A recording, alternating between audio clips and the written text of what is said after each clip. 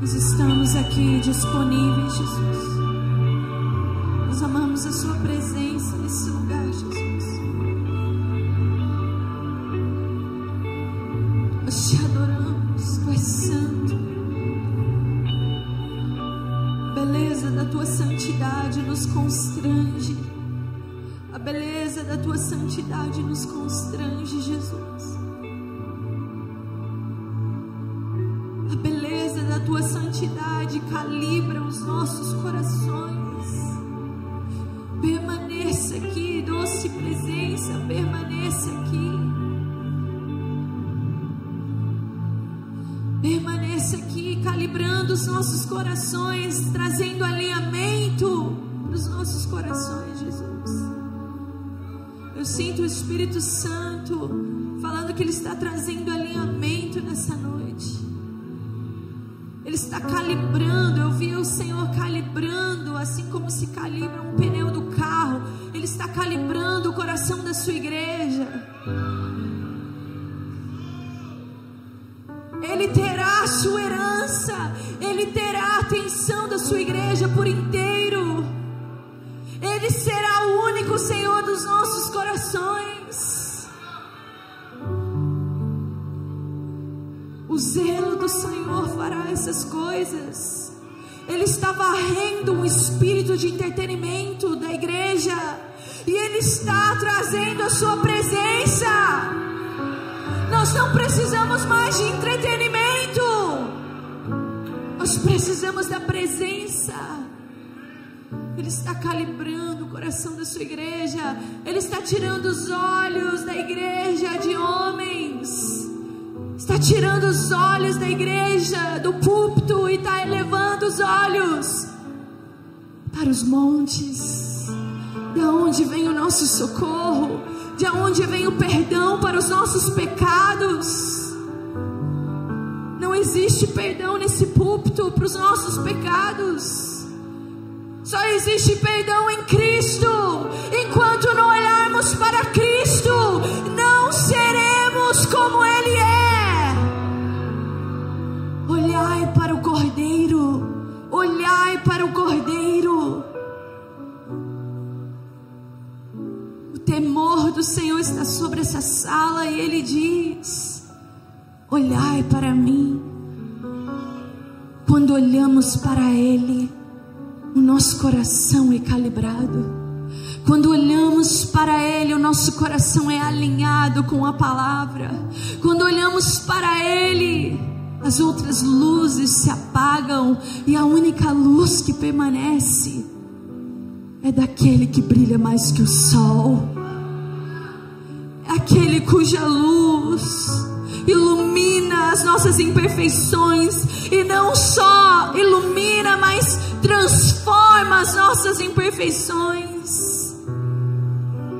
Eu vi o Senhor dizendo: aonde está aquela que virá reclinando sobre o seu amado?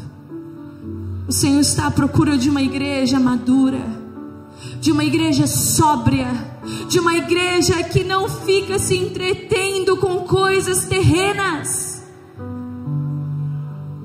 Amados, eu falo para mim mesma, nós temos vivido isso como time. Entretenimento não vai sustentar uma igreja nos últimos dias. Entretenimento não vai ser força para a igreja madura dos últimos dias. Nós precisamos ser sóbrios, maduros, firmes, constantes, abundantes em toda boa obra, consciente da nossa natureza pecaminosa. Enquanto nós adorávamos, eu tinha impressões do Senhor falando: a minha igreja precisa reconhecer que ela é pecadora. Nós não ouvimos mais pregações sobre pecado. Nós não ouvimos mais de que nós somos pecadores. Porque Tiago disse: se você diz que não mente, você é mentiroso. Se você diz que você não peca, você é mentiroso. Você pode se sentar que eu já comecei. nós precisamos nos deparar com a nossa realidade. Nós somos homens fracos, pobres e nus, que necessitam da misericórdia de Deus todos os dias. Quando nós reconhecemos a nossa natureza caída, nós somos tão gratos pelo sangue do Cordeiro. E não nos lembramos somente desse sangue quando nós estamos adorando e cantando uma canção, mas nós nos lembramos isso quando nós estamos em casa, diante das nossas famílias, dentro do nosso casamento, quando nós estamos na frente de um computador, quando nós estamos queimando com desejos carnais. É dali que surge um clamor como de Davi em Salmo 51: homem pecador que sou, do pecado eu fui gerado, o pecado me rodeia. Ah, se tu viesses e me lavasse, então eu ficaria limpo. Sabe esse santo desespero? Ele vai capturar o coração da igreja mais uma vez. A igreja vai se encontrar nos seus quartos clamando, se santificando com a presença, se santificando à medida em que escolhem a maneira de Deus e não a nossa maneira carnal de lidar com as circunstâncias.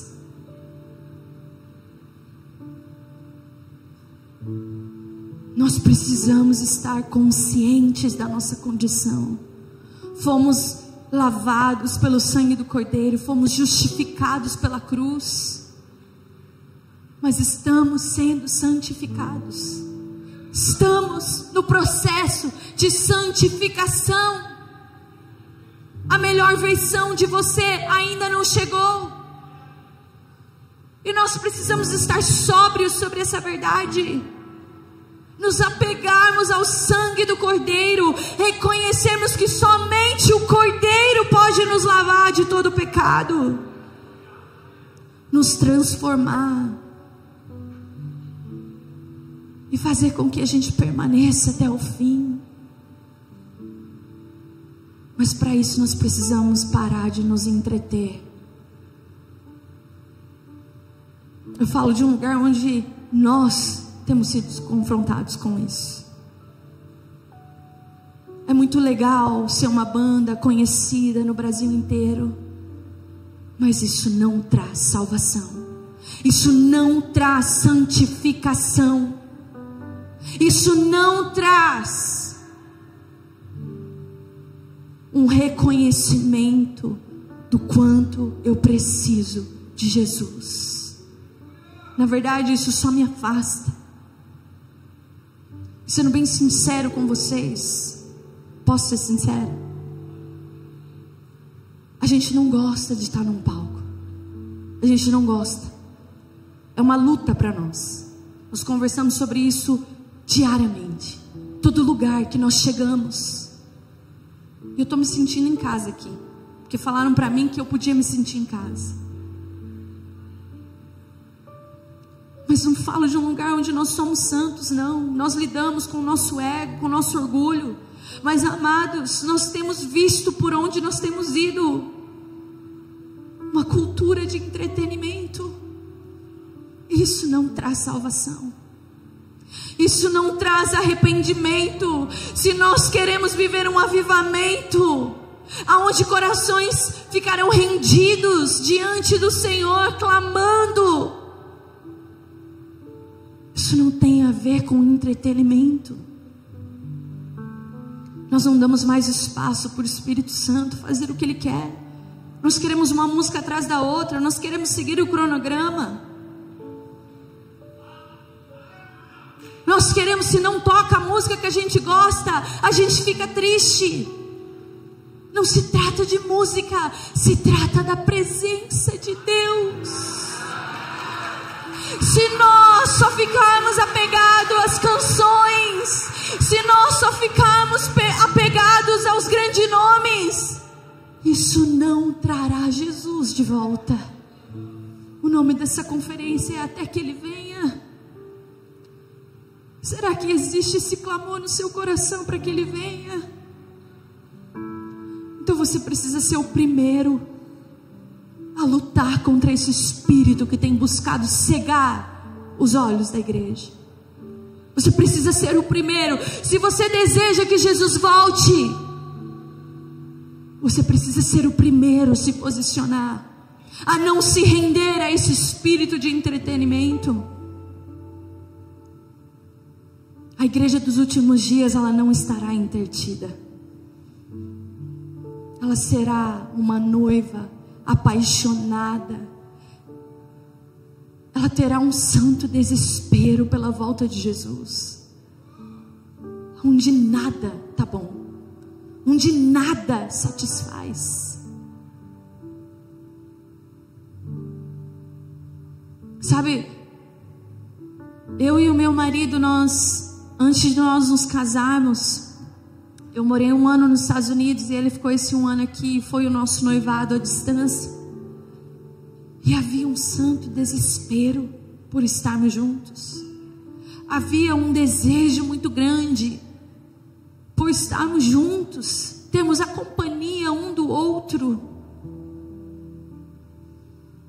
Sabe, tinha vezes que eu estava na faculdade, no seminário, estudando, estava lá no meu teclado, fazendo as escalas, com ele no telefone ali, a gente às vezes nem se falava, mas só o fato dele estar ali, havia uma saudade, havia um desejo por estar perto. Eu imagino a igreja dos últimos dias assim, uma igreja apaixonada, uma igreja que não está entretida, porque nada satisfaz, a não ser quando Ele voltar, a não ser a presença dEle por completo.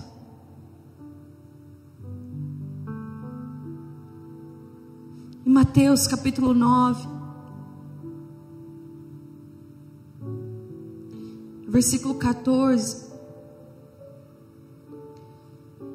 os discípulos de João chegam para Jesus, indignados, e estavam analisando os discípulos de Jesus, e era época de jejum, era para todos estarem jejuando, segundo a lei mosaica, e eles chegam diante de Jesus e falam: por que os seus discípulos não estão jejuando? Por que os seus discípulos não jejuam?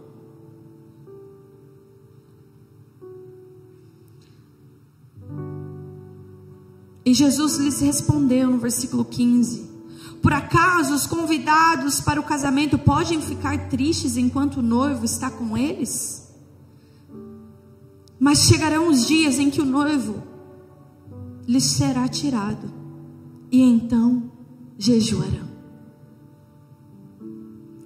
Haverá um dia em que o noivo será tirado, então vocês serão consumidos por um santo desespero. Vocês não vão se entreter com as leis? Vocês não vão achar que vocês já chegaram lá porque vocês estão jejuando? Jesus estava mostrando para eles de que havia uma nova era que estava prestes a chegar, uma nova forma de viver a religião, a nova aliança. A velha já não cabia mais. E ele continua dizendo no versículo 16: ninguém põe remendo de pano novo em roupas velhas, pois o remendo rasgará parte da roupa, e o rasgo ficará ainda maior. Nem se põe vinho novo em recipiente de couro velho, do contrário se rompem, e derramam-se o vinho, e os recipientes se perdem, mas põe-se vinho novo em recipiente de couro novo, e assim ambos se conservam. Jesus estava dizendo: foi bom até aqui, a velha aliança foi boa até aqui, mas está desgastado, não vai ser suficiente para segurar esse santo desespero que eu derramarei sobre a minha igreja. não vai mais colar, seguir as regras. Não vai ser suficiente só ir para a igreja. Não vai ser suficiente erguer a mão na hora do louvor. Não vai ser suficiente só dar o dízimo. Você será consumido por um santo desespero.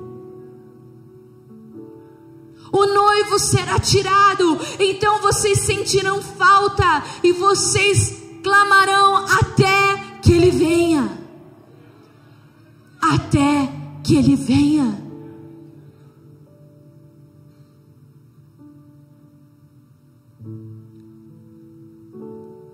Em Atos capítulo 1,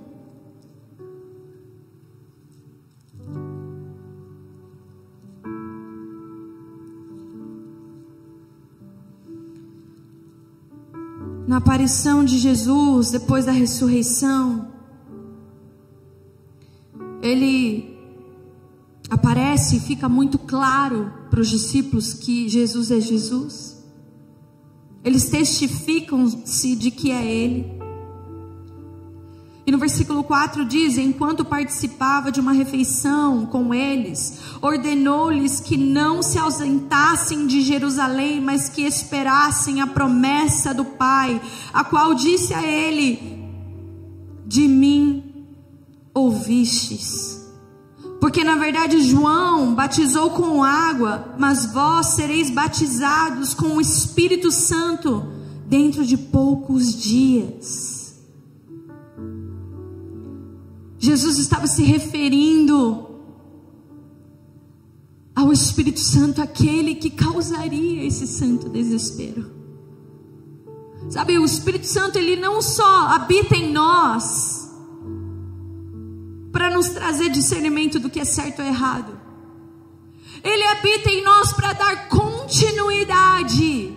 Ele veio para dar continuidade à obra de Cristo. Foi isso que Jesus disse. Jesus disse: é necessário que eu vá para que o Espírito Santo venha, e Ele dará continuidade à minha obra. Qual é a obra do Filho? Qual é a obra do Filho? É te dar um passaporte para a eternidade? É só te livrar do inferno? É muito mais do que isso. É muito mais do que isso. O alvo de Jesus na cruz não era eu e você. Talvez isso te choque. O alvo de Jesus na cruz era cumprir a vontade do Pai. E eu e você recebemos um grande presente, que é a vida eterna. Porque Ele foi obediente ao Pai. A vontade do Filho era fazer a vontade do Pai. Qual é a vontade do Pai? A igreja precisa começar a se fazer essas perguntas. Nós precisamos voltar para os nossos quartos com as nossas Bíblias abertas e fazer essas perguntas. Qual é a vontade do Pai? Ser adorado, ser reconhecido, não porque Ele precisa, mas porque tamanha beleza, grandeza e valor demandam uma resposta da criação. Ele não precisa de mim, Ele não precisa de você, Ele não precisa da nossa adoração. Ele não precisa de Rujo Leão, Ele não precisa de Colossenses, Ele não precisa das músicas mais tocadas do Spotify. Ele tem agora mesmo a adoração celeste acontecendo na sala do trono. A nossa adoração não acrescenta nada na essência de quem Deus é. Ele é quem Ele é. Ele mesmo disse: Moisés, diga que quem te enviou foi o eu sou. Eu sou suficiente em mim mesmo. Mas a vontade do Pai é que as coisas entrem em ordem. E a ordem correta é que haja adoração à altura, a grandeza, beleza e valor de Deus. As coisas precisam entrar em ordem. A terra não está em ordem, mas ela estará em ordem um dia. Haverá um dia em que não haverá mais necessidade do sol, pois Ele será a luz dos homens. Ele habitará na terra mais uma vez. Não haverá mais choro, não haverá mais lágrima.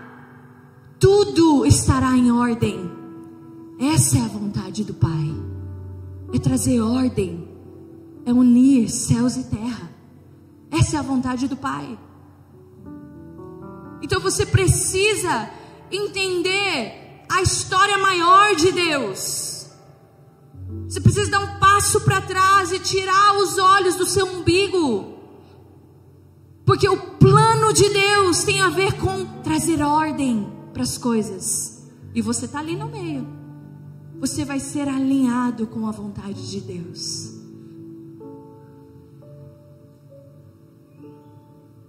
Essa era a vontade do Pai quando enviou seu Filho. Ele viu, Isaías diz, que ele viu que não havia um justo sequer, um intercessor que pudesse estar na brecha entre o Senhor e o povo.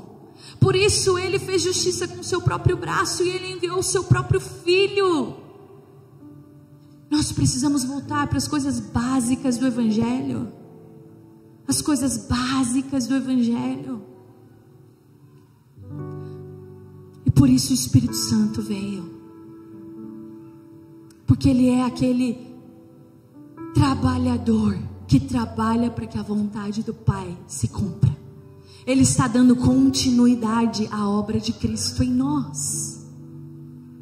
E por isso Jesus disse para os discípulos: esperem, porque vocês serão batizados com esse Espírito dentro de poucos dias. Ele dará continuidade à minha obra. Ele estará trazendo as coisas em ordem, segundo a vontade do meu Pai. E os discípulos, no versículo 6, ao ouvirem o que ele disse, perguntaram: Senhor, este é o tempo em que restaurarás o reino de Israel? Eles não entenderam nada. Eles só queriam conforto. Eles só queriam segurança. Eles só queriam o seu bem-estar. Essa não é a história do povo? Querendo voltar para o Egito, por quê? Porque querem conforto, porque querem entretenimento, porque querem um bom carro, querem uma boa casa, querem uma igreja bonitinha para ir, poder cultuar, um bom ministério infantil para os filhos. Jesus não morreu numa cruz para isso. Jesus não morreu numa cruz para nós virmos aqui com a nossa melhor roupa e temos um melhor estacionamento e temos as melhores músicas e teria um bom ministério infantil. Ele morreu numa cruz para cumprir a vontade do seu Pai, para trazer alinhamento entre céus e terra. E eu não sei se você se depara com essa realidade, mas eu me deparo todos os dias. Eu não estou alinhada com os céus. Existe uma M pecaminosa. Existe uma M, como Paulo disse, aquilo que eu quero fazer, eu acabo não fazendo. E aquilo que eu não quero fazer, eu acabo fazendo. Homem desgraçado. Sabe que a palavra ali no original é desgraçado que sou. Eu ouvi um pastor falando isso um dia, que nós precisamos olhar no espelho todos os dias e falar: você é um desgraçado, você é uma desgraçada, mas a graça te encontrou. Por isso, caminhe como quem se deparou com a graça. Não uma graça barata, uma graça que custou muito caro. Tudo muda quando nós entramos em perspectiva com a graça de Deus.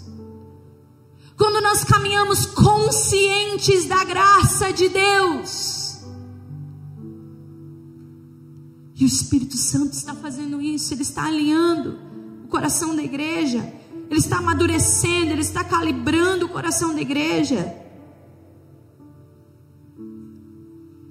Eles estavam à procura de estabilidade. Jesus responde: Não vos compete saber os tempos ou as épocas que o Pai reservou para a sua autoridade. Versículo 8: mas prestem atenção, mas recebereis poder quando o Espírito Santo descer sobre vós, e sereis minhas testemunhas, tanto em Jerusalém como em toda a Judéia e Samaria, até os confins da terra. Diga para o seu irmão: até os confins da terra.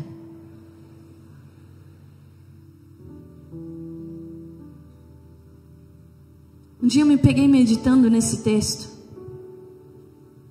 Eu comecei a fazer as contas, olhando para a geografia mesmo. Jerusalém, Judéia, Samaria, até os confins da terra. Quando eu paro para pensar que o Brasil foi descoberto há pouco tempo, se a gente for olhar para o resto do globo da terra, né? Evangelizado, poderíamos dizer que nós somos um certo tipo de confins da terra. Você concorda comigo? Tem outros lugares que precisam ser alcançados, mas é recente a nossa descoberta. É recente que o Evangelho chegou aqui. Mas haverá um caminho de volta dos confins da terra para Samaria, para a Judéia, de volta para Jerusalém. Assim como foi até os confins da terra, haverá um caminho de volta, onde toda a terra será evangelizada, porque Jesus falou sobre isso, sobre a grande comissão, para que nós venhamos fazer discípulos, até que os quatro cantos da terra conheçam quem Ele é. Amados, nós estamos vivendo essa profecia. Se nós estamos nesse cálculo, aonde a terra está sendo evangelizada, haverá uma procissão de volta para Jerusalém. E eu e você fazemos parte disso. Eu e você fazemos parte disso. Não é à toa que foi dito quantas vezes sobre o Brasil, que o Brasil seria o quê? Um celeiro de missionários para as nações da terra. O Brasil faz parte dos planos de Deus em evangelizar o resto da terra. Existe um caminho sendo feito de volta para Jerusalém. E quando esse caminho terminar, Jesus rasgará o céu mais uma vez e Ele descerá. Isso está aqui, Atos capítulo 1. Olha só o que ele diz: mas recebereis poder quando o Espírito Santo descer sobre vós, e sereis minhas testemunhas, tanto em Jerusalém como em toda a Judéia e Samaria, até os confins da terra. E nós poderíamos dizer, dos confins da terra até Samaria, Judéia, até chegar em Jerusalém. Depois de dizer essas coisas, ele foi levado às alturas, enquanto eles olhavam, e uma nuvem o encobriu seus olhos. Versículo 10: estando eles com os olhos fixos no céu, enquanto ele subia, apareceram junto deles dois homens vestidos de branco, que lhes disseram: homens galileus, por que estáis olhando para o céu? Esse Jesus, que dentre vós foi elevado aos céus, virá do mesmo modo com que vistes Ele partir. Ele voltará. Essa é a promessa. Essa é a promessa de que Ele voltará. Não fiquem tristes, não chores, não fiquem desapontados, mas apressem a vinda do Senhor Jesus.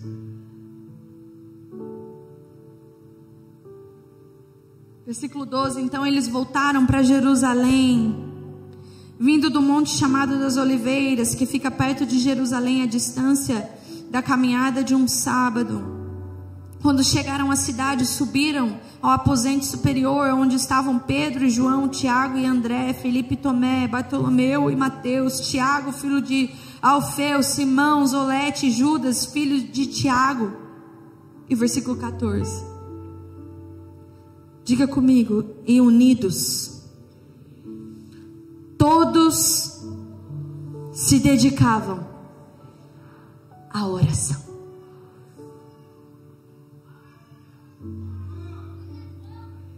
Eles não estavam intertidos com boa música, com conferências, com cultos. Eles se voltaram para o lugar de oração. Oração. Oração, súplica, choro, lamento, saudades. Eu imagino os discípulos vivendo um certo tipo de luto pela ausência de Jesus. E vocês conhecem a história de Atos 2, onde eles são revestidos de poder. Eles recebem o Espírito Santo, o selo do céu sobre o coração. E a esperança brota no coração daqueles discípulos. E eles encontram força para permanecer até o dia em que ele voltasse.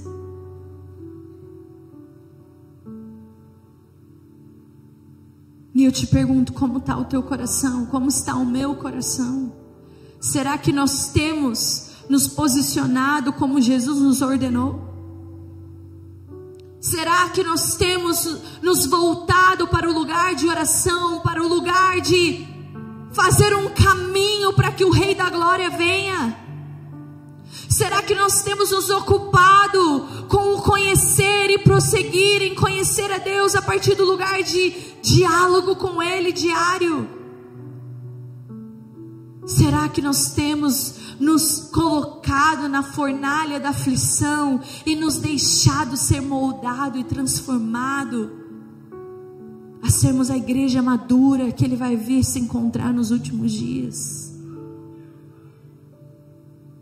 Igreja, Ele voltará para uma igreja sóbria, madura, constante no lugar da oração. E eu quero terminar falando sobre Mateus 25, de forma rápida.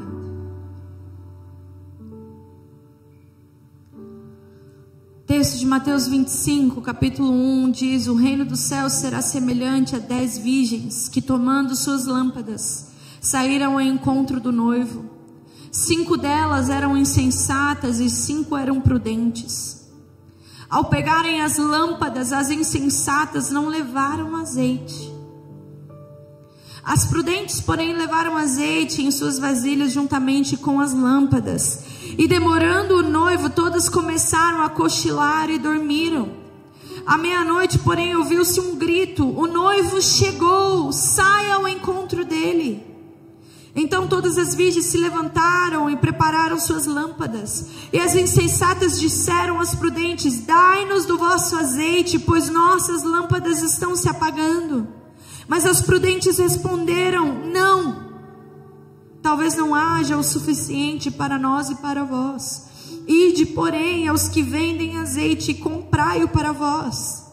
E assim que elas saíram para comprá-lo, o noivo chegou. As que estavam preparadas entraram com ele para a festa do casamento.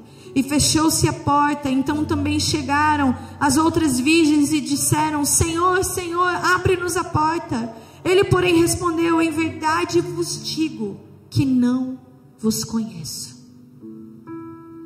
Portanto, vigiai, pois não sabeis nem o dia, nem a hora. É interessante que Jesus dá a mesma exortação: permaneçam no lugar de oração, como lá em Atos. Esperem no lugar de oração.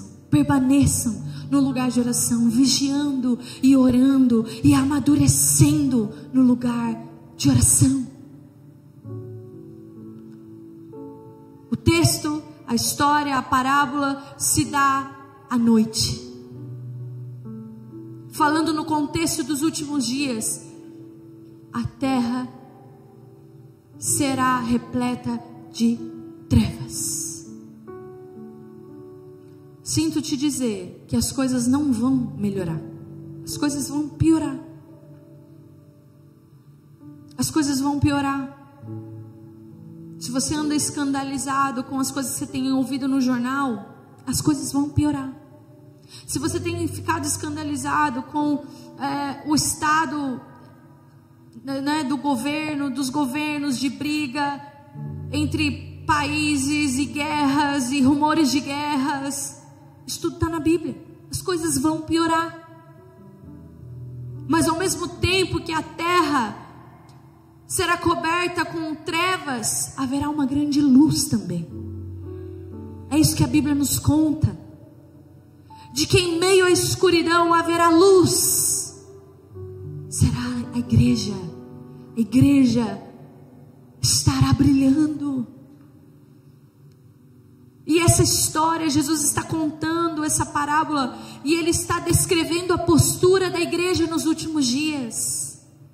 Nós temos a figura do noivo nessa história, e nós temos a figura de 10 virgens. Não tem noiva aqui. A noiva não está nessa história. Ele está falando a respeito de 10 virgens. Virgens que, se você for estudar um pouquinho, você vai descobrir que seria o que nós chamamos de madrinhas, padrinhos para os nossos casamentos. Sabe, quando os casados aqui, quando você e o seu noivo se reuniram e brigaram bastante para definir quem seriam aqueles casais de padrinhos no seu casamento.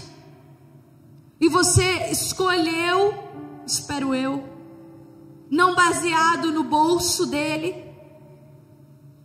Porque às vezes a gente escolhe assim, né? Não, vamos escolher aquele casal ali porque eles podem nos dar o quê? Uma geladeira. Eles podem nos dar um guarda-roupa. Dentro da cultura judaica, e que nós adotamos isso para os nossos casamentos ocidentais, o cortejo que acontece ali são testemunhas, são pessoas que estão ali para testificar de que é uma união abençoada pelo Senhor. Então nós deveríamos escolher padrinhos e madrinhas que nos conhecem, que conhecem a nossa fé, que conhecem os nossos valores, que estarão lá como testemunhas de que aquele casal escolheu um ao outro e estará ali de forma responsável, fazendo uma aliança diante de Deus e dos homens. Não é isso? Foi isso que eu acho que eu fiz no meu casamento.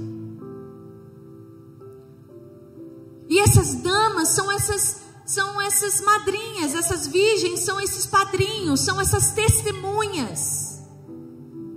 E Jesus está contando que 5 delas eram sábias e 5 eram tolas.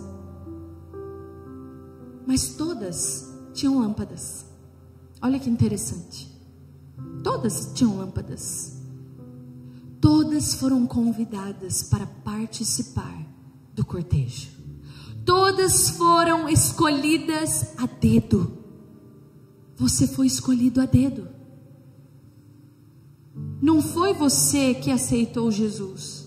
Não havia capacidade em você para aceitar Jesus. Na verdade, tudo em você rejeitava Cristo. Mas Ele te encontrou. Ele trouxe sentido para a sua vida. Ele brilhou a luz do conhecimento dele sobre você. Foi Ele que te alcançou. Então, quando Ele te alcançou, sabe o que Ele te deu? Ele te deu uma lâmpada.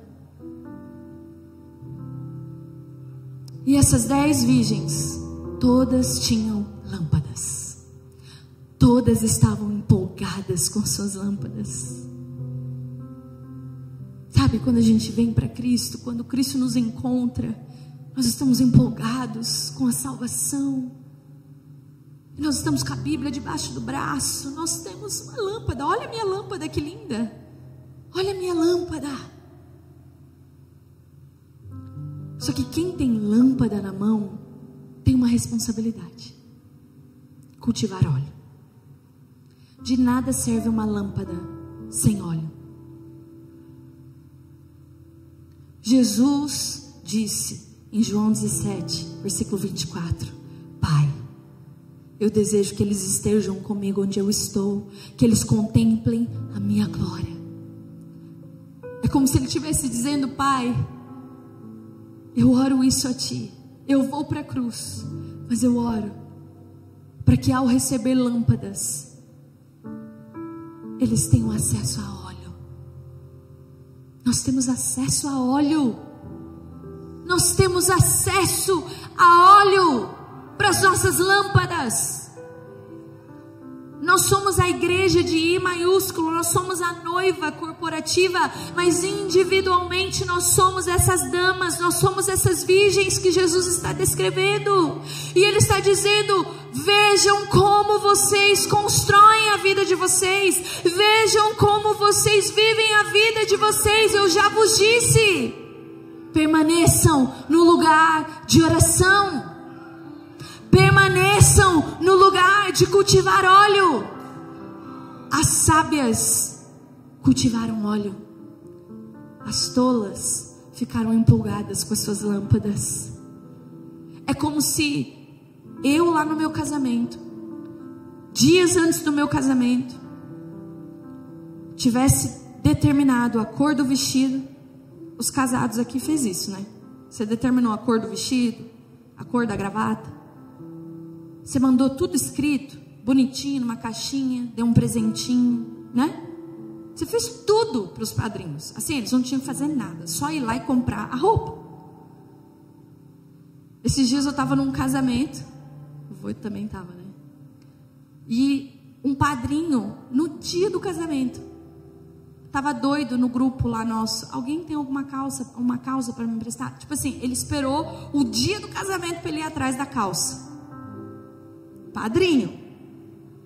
É como se nós tivéssemos escolhido madrinhas e padrinhos, entregasse tudo na mão deles, se dissesse: agora tudo que você tem que fazer é comprar o vestido, comprar a gravata, comprar a calça, a camisa e chegar lá para as fotos. É só isso.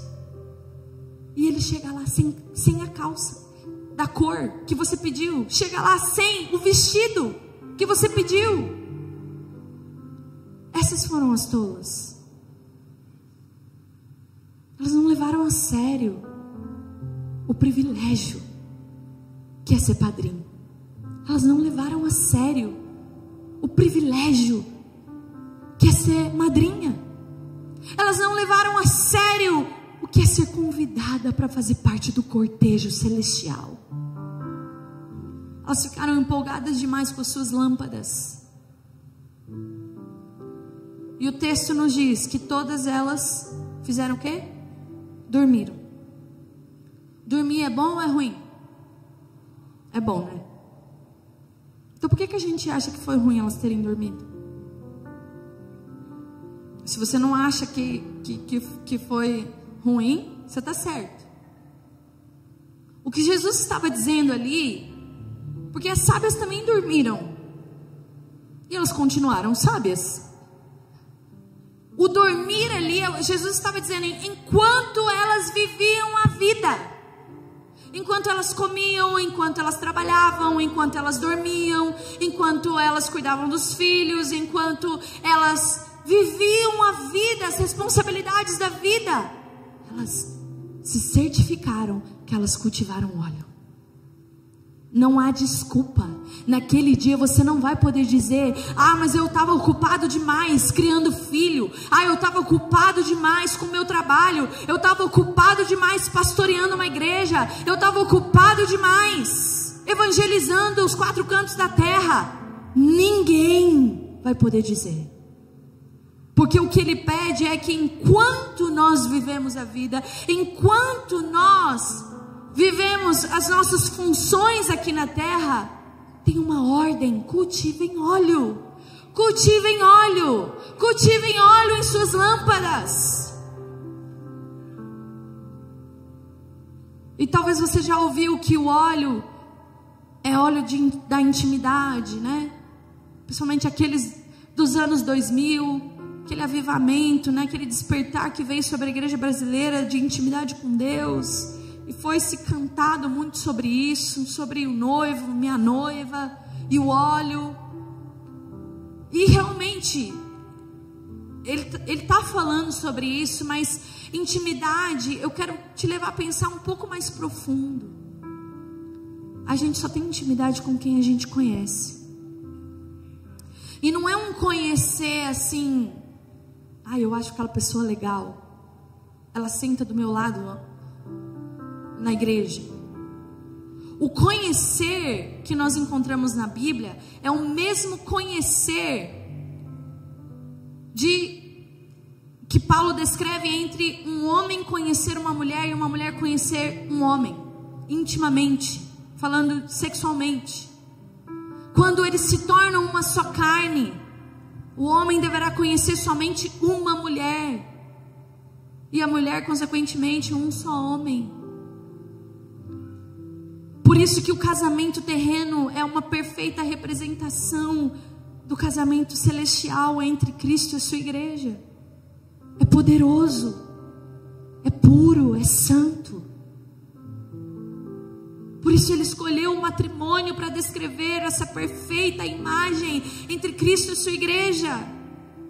E esse mesmo conhecer entre um homem e uma mulher é o mesmo conhecer que nós precisamos ter com Cristo. De conhecer, não de ouvir falar, mas de experimentar.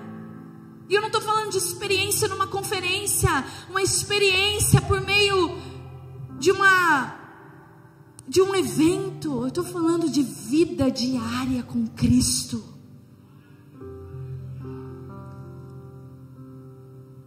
Esse é o óleo que nós precisamos cultivar. Esse é o óleo que nós precisamos, como igreja sábia, cultivar nos últimos dias.